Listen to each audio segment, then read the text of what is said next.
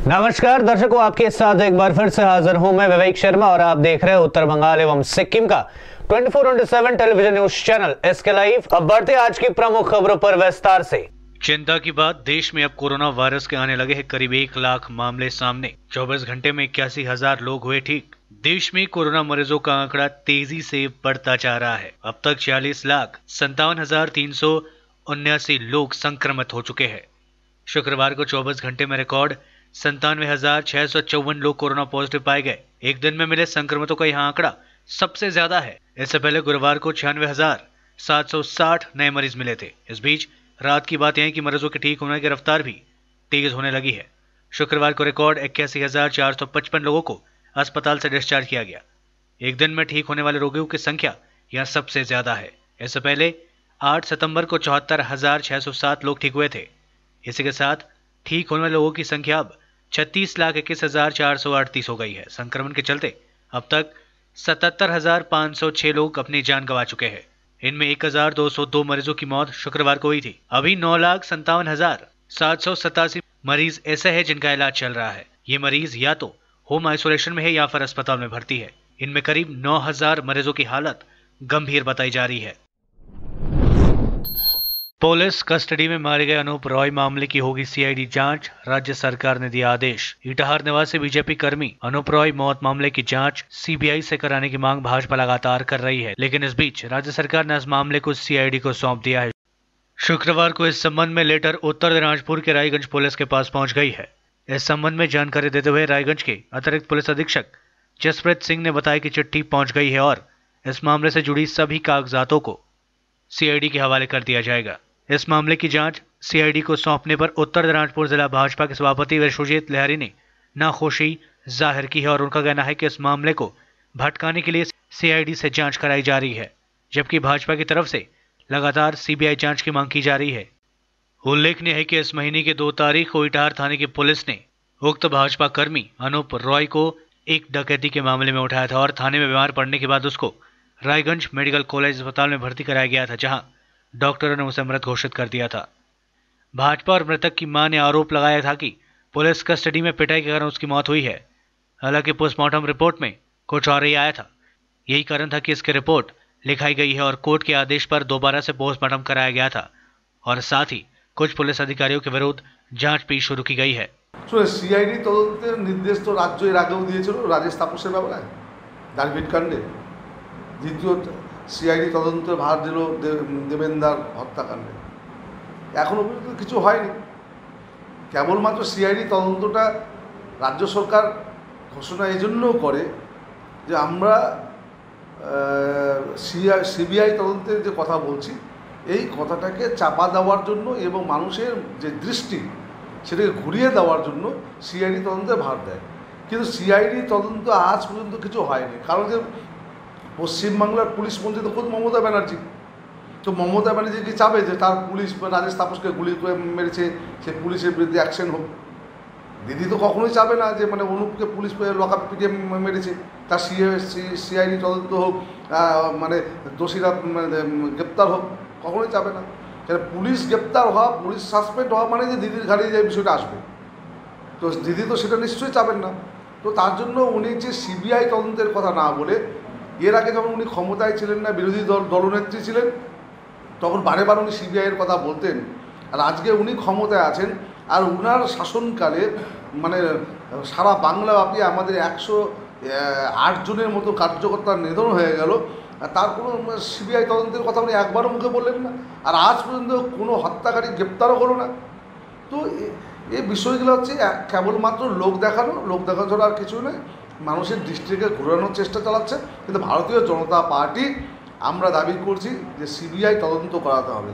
আর CBI তদন্তের দাবিতে আমরা রাজেশ তাপসের মৃতদেহকে এখনও আমরা সমাধিস্থ করে রেখেছি, অনুপেরও মৃতদেহ সমাধিস্থ করে রেখেছি। তো যতক্ষণ পর্যন্ত সিবিআই তদন্ত না হবে ততক্ষণ আমাদের আন্দোলন চলবে এবং কি আমরা তাদের আদালত হাইকোর্টে যাব। এখন একটা কেস হয়েছিল ইটাহার থানার অন্তর্গত 3 তারিখে। ওই কেসে এখন আমরা অর্ডার পেলাম, ও কেস এখন সিআইডি ট্রান্সফার হয়ে গেছে। এই অর্ডার এসেছিল আজকে, এখন সিআইডি পেয়ে গেছে, অর্ডারটা আজকে এসছে, তাহলে হয়ে যাবে। पश्चिम बंगाल में रिकवरी रेट बढ़कर 86% हुआ। एक बार फिर से 3000 से ज्यादा नए मामले आए सामने।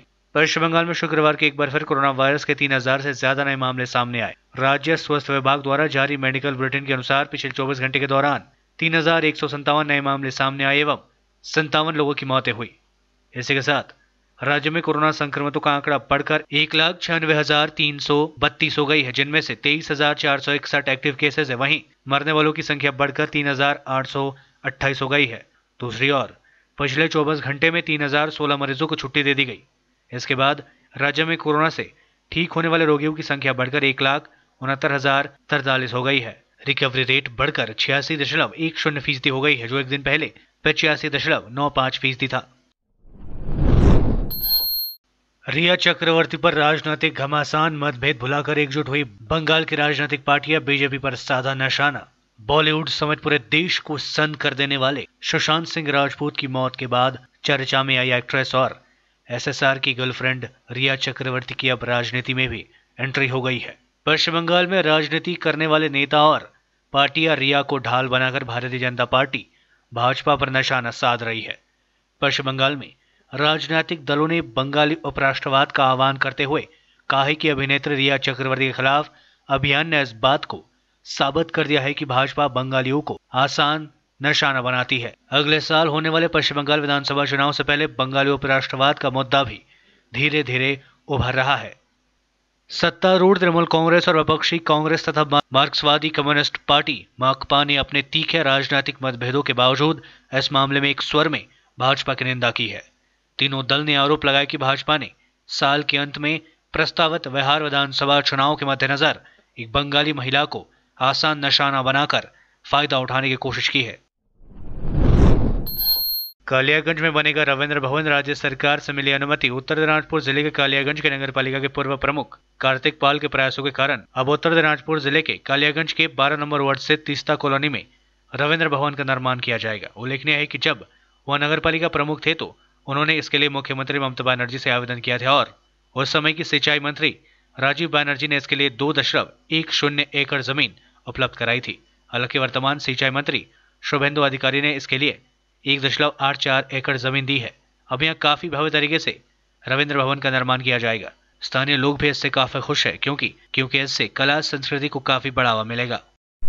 আমাদের তিস্তা ডিপার্টমেন্টের জমি আমরা কালিয়াগঞ্জের উন্নয়নের জন্য চেয়েছিলাম। প্রথম পর্যায়ে আমরা পার্কের জন্য চেয়েছিলাম, তখন আমরা 2 একর 10 শতক জমি তখন আমাদের দিয়েছিল তিস্তা ডিপার্টমেন্ট। এখন আমরা কালিয়াগঞ্জে যেহেতু কোনো রবীন্দ্র ভবন নেই তার জন্য আমরা চেয়েছিলাম। আমাদের প্রথমে যখন আমরা 2 একর 10 শতক পাই তখন আমাদের মাননীয় শ্রী রাজীব বন্দ্যোপাধ্যায় এই দপ্তরের মন্ত্রী ছিলেন, তিনি 2 একর 10 শতক জমি বরাদ্দ করেছিলেন। পরবর্তীতে এই দপ্তরের মন্ত্রী মাননীয় শ্রী শুভেন্দু অধিকারী মহাশয় তার কাছে আমরা প্রেয়ার করেছিলাম এবং তিনিও আমাদের জন্য 1 একর 84 শতক জমি বরাদ্দ করে রবীন্দ্র ভবনের জন্য এবং মাননীয় মুখ্যমন্ত্রীর কাছে আমরা প্রেয়ার করেছিলাম যে কালিয়াগঞ্জে একটা রবীন্দ্র ভবন নেই, সেই জন্য আগামীতে আমরা এই ল্যান্ডটা আমাদের হ্যান্ডওভার হয়ে গেল। এরপরে আমরা এনবিডিডি ডিপার্টমেন্টকে বলবো যে আমাদের এখানে রবীন্দ্র ভবনের কাজটা যত তাড়াতাড়ি সম্ভব শুরু করা যায়। না, টাকা বরাদ্দ না, টোটালটাই করবে এনবিডিডি। আমাদের ল্যান্ডটা নিয়ে একটা সমস্যা ছিল, কারণ পুরনো যে স্ট্রাকচারটা রয়েছে সেই স্ট্রাকচার অলরেডি অনেকগুলো ডিপার্টমেন্টই দেখেছে, মিউনিসিপ্যাল অ্যাফেয়ার্স ডিপার্টমেন্ট, পিডব্লিউডি, অন্যান্য ডিপার্টমেন্ট। সেই স্ট্রাকচারে তারা সেখানে সেরকম কোনো অ্যাকশন প্ল্যান, ড্রয়িং ডিজাইন সেরকম নেই বা কোনো ভেটেড প্ল্যান এস্টিমেট নেই, সেই জন্য সেটাকে তারা রিস্ক নিতে চাইছে না এবং কিছু ওখানে ভুলও রয়েছে। ওই জন্য আমাদের নতুন করে একটা রবীন্দ্র ভবন হবে এবং তার জন্য আমরা এনবিডিডি কমপ্লিট কাজটা করবে। আমাদের শুধু জাস্ট ল্যান্ডটা হয়ে গেলে এনবিডিডি ডিপার্টমেন্ট কাজটা কমপ্লিট। कोविड-19 से जारी है दुनिया में संघर्ष। अब तक 2,83,00,000 से अधिक लोग हो चुके हैं संक्रमित। दुनिया भर में कोविड-19 का आंकड़ा 2,83,00,000 से अधिक हो गया है और मरने वाले संक्रमितों का आंकड़ा 9,13,000 से अधिक हो गया है। यह आंकड़ा अमेरिका जॉन हॉपकिंस यूनिवर्सिटी ने शनिवार को जारी किया। शनिवार सुबह तक दुनिया के तमाम देशों में कुल संक्रमितों की संख्या 2,83,31,121 हो गई है।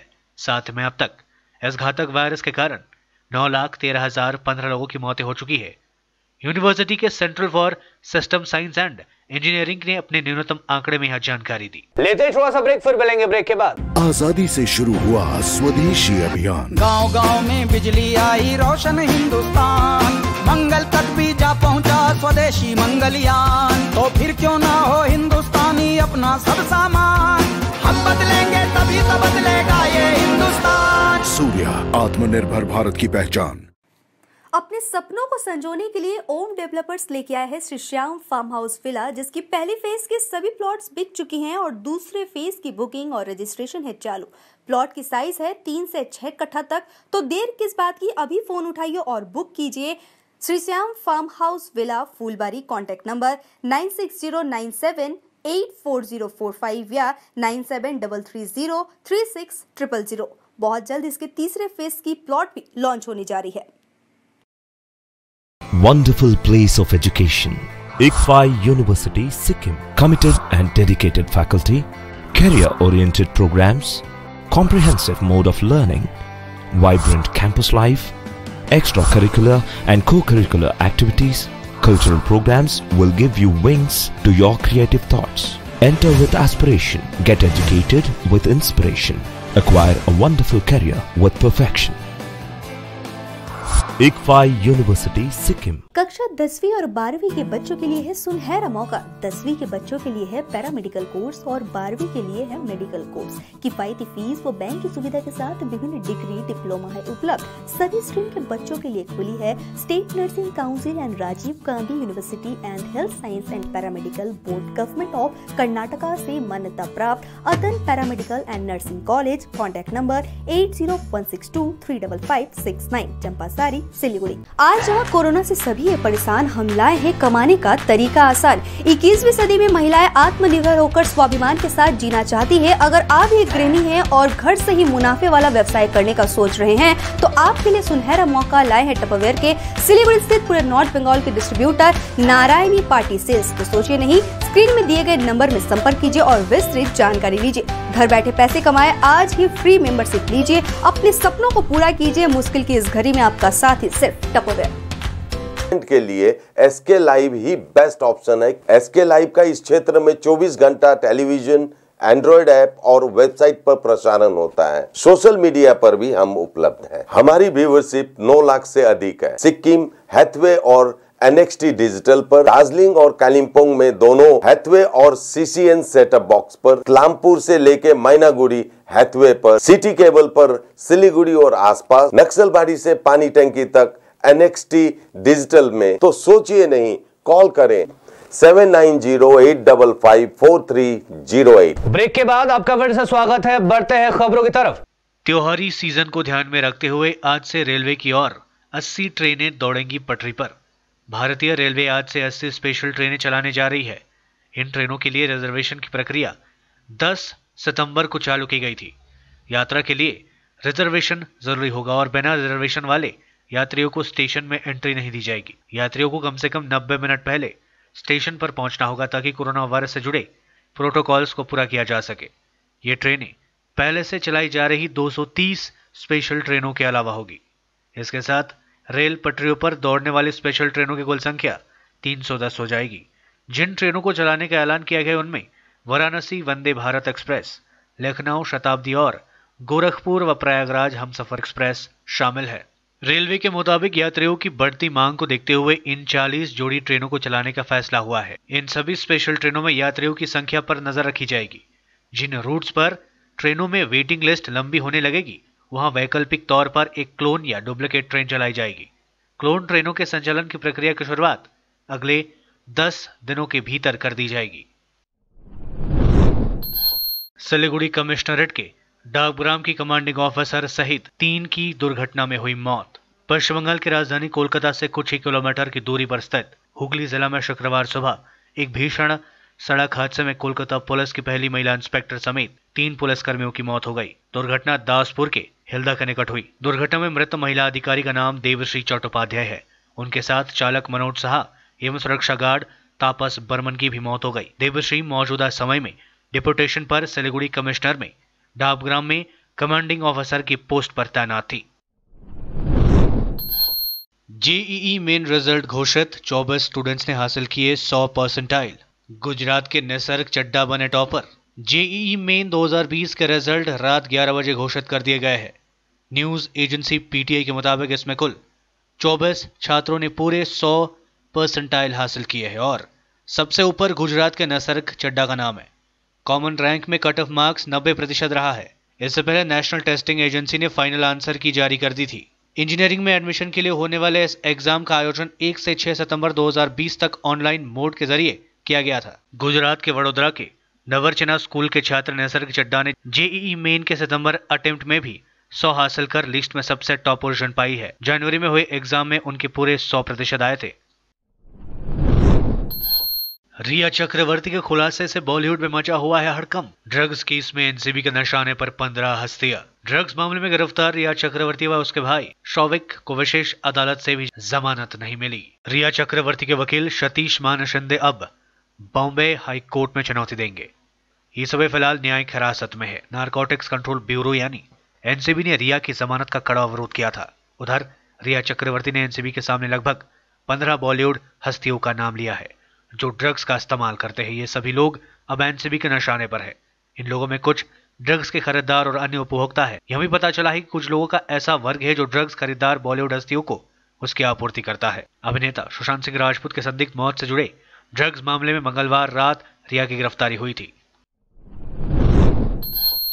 ऑक्सफोर्ड के वैक्सीन के ट्रायल थमने के बाद भी एस्ट्राजेनेका का दावा, इसी साल आएगा कोरोना का वैक्सीन। ऑक्सफोर्ड यूनिवर्सिटी और एस्ट्राजेनेका के कोविड-19 वैक्सीन के क्लिनिकल ट्रायल के दौरान एक वॉलंटियर की तबीयत खराब होने की जांच एक्सपर्ट के एक ग्रुप ने शुरू कर दी है। भले ही घटनाक्रम में वैक्सीन की स्पीड को धीमा कर दिया हो, वैज्ञानिक इसे अच्छा मान रहे हैं। हालांकि विश्व स्वास्थ्य संगठन WHO ने कहा कि इस घटना से हताश या निराश होने की जरूरत नहीं है।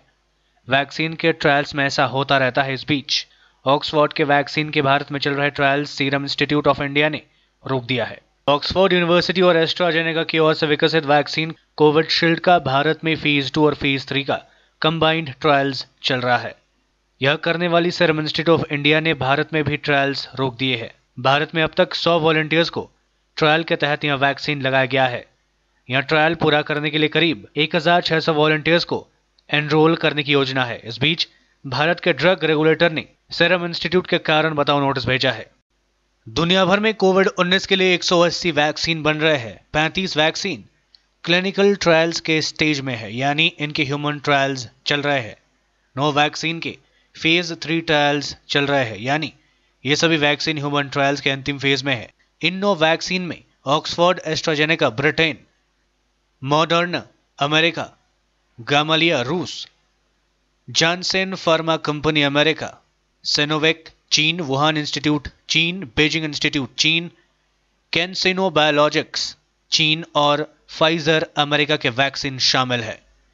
145 vaccine pre clinical trial stages में है, यानी लैब में इसकी टेस्टिंग चल रही है। आज के लिए बस इतना ही। तमाम विशेष खबरों के लिए बने रहिए एसके लाइव के साथ। आपका समय, आपकी खबर। धन्यवाद।